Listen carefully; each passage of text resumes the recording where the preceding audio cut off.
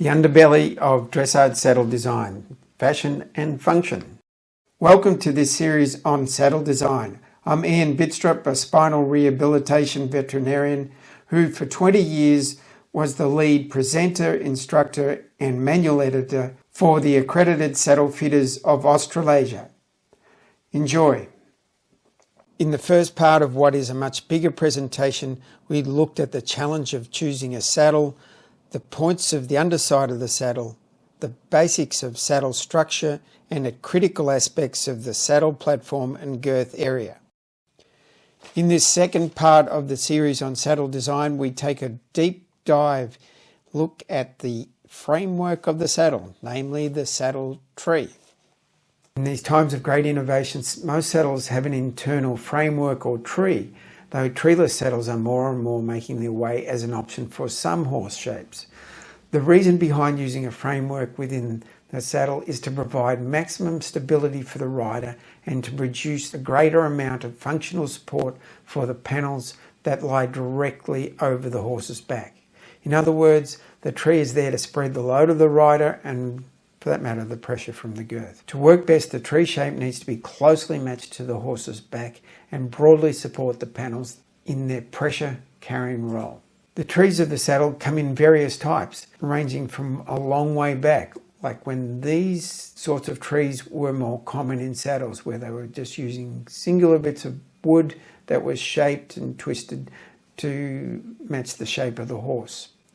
Sadly, these sort of saddles are very prone to actually cracking and breaking, so they were replaced by these laminated beechwood saddles with spring supports to actually give them a bit more sideways twisting flex. These sort of trees have webbing over them to fill them in, so they look a bit more like this when they're in a complete sort of setting. We've got plenty of other options in tree materials now that are used, like these different plastic style trees, and including ones with innovations to allow freer movement of the front of the saddle. And we've got ones too that are cutting edge that use carbon fibre or Kevlar in the saddles to give more strength to the tree and lightness to the tree. The trees of modern saddles are quite stiff lengthways, but have a degree of rotation towards the front of the waist or the head.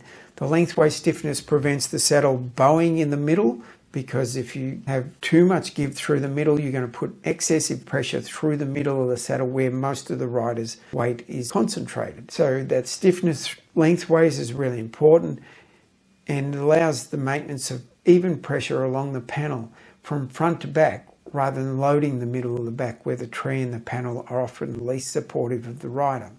Most saddle trees are flexible in rotation through the head, and this allows the saddle to be stable at the seat, but at the same time rotate with the movement of the thorax of the horse when one leg is loaded and the other leg is unloaded.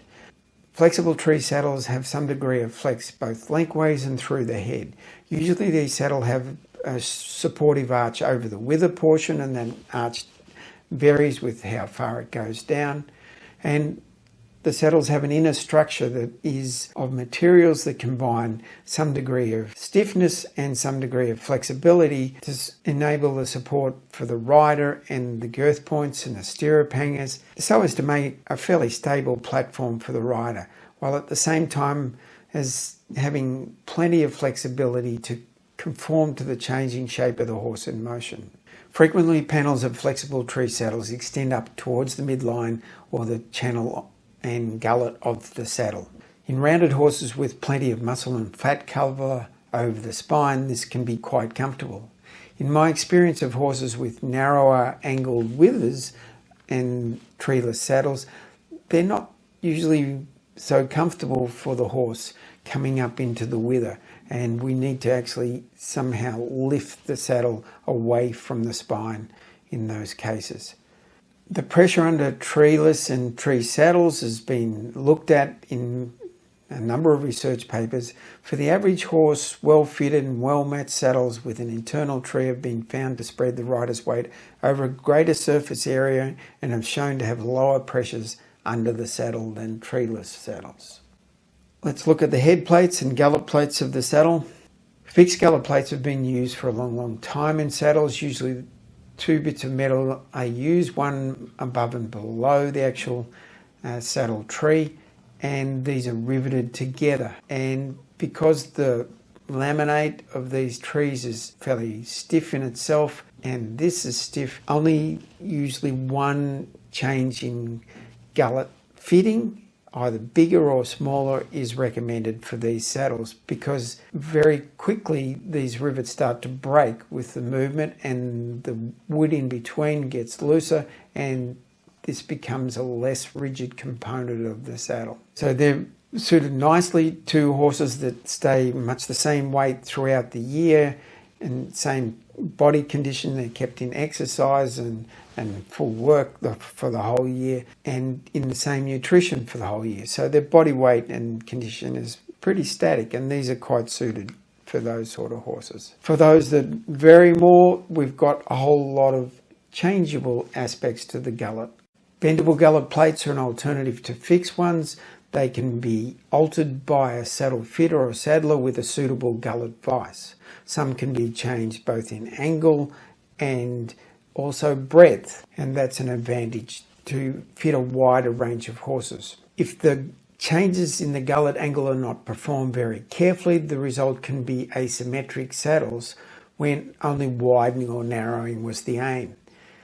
In some cases though, gullet plates are purposely made a little bit asymmetric to fit the asymmetry of the horse, and this works in some cases and doesn't work so well in others. Depends whether that asymmetry is dynamic or is just static, or the standing horse that's asymmetric. So this is an example of a gullet vise. Interchangeable gullet systems, these are common to a number of brands now throughout the world. These are the most readily adjustable systems. They're easy for the saddle fitter to adjust, and even some owners can adjust them under the guidelines of a saddle fitter. These systems allow the gullet to be readily adjusted as the horse changes in weight and fitness, whereas some systems that really require a very skilled and well qualified saddle fitter to do it may be delayed much more than they should be, and that can be detrimental for the development of a young horse or development for a horse that's coming back into work. So it's got advantage in that way. The ease is a real plus. There are variations in the plates between different saddle makers. Ideally, the plate should get broader as the angle gets flatter, if you like. Ideally, these plates are long enough to support a fairly long tree point, but we'll get into that too. And some would differ in their opinion on that, but certainly in my horse back pain practice, that is very much the case. Stirrup points, well, you might say they're part of the upper part of the saddle, and absolutely they are, but they also support the panel underneath, so they're an important part of the underside of the saddle too. Sometimes if the twist is too narrow through the front of the saddle, for the horse that is, it's coming in too acutely, then the stirrup bar can really press on the lower wither, and the more uncomfortable the horse gets in the lower wither, the more likely it is to spasm there, and that's going to make it even tighter and less comfortable and even damaging in some cases. While we're digressing for a bit, some saddles have the option to have different placement of your stirrup point, as in these two. Some are very much fixed, some are forward, some are more back for when you want a very upright and classic dressage position, or some are more forward when you want to actually have a little bit more of a chair seat to give you more stability, particularly if you're a novice rider. So ends part 2 of saddle design. I hope you found it interesting. In part 3 we look at the cushioning between the framework of the saddle and the horse, namely the saddle panels. See you then.